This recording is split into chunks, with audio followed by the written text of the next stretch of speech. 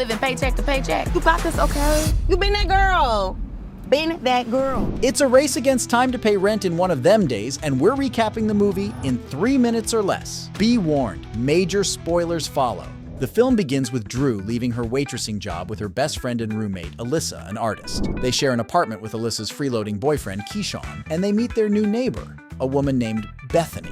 Dreux has an interview for a job as a franchise manager, but while resting before her big interview, her landlord Uchi shows up demanding the rent. They discover that Keyshawn didn't give Uchi the rent money they gave him, and he isn't around. Uchi gives them until 6 o'clock to pay the rent or they will be evicted. They discover Keyshawn is cheating on Alyssa with a woman named Bernice, and they go to her apartment.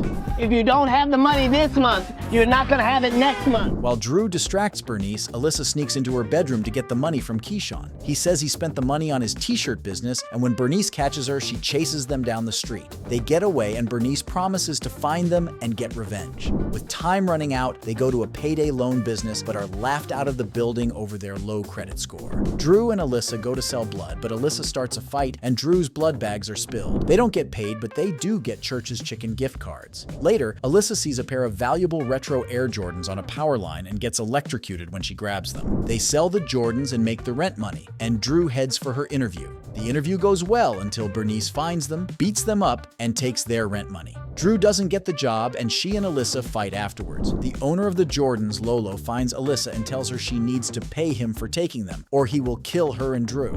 Join the club, girl. Today's my first day. The pair return to the apartment and find their furniture on the street, but Uche gives them an extension until midnight to pay.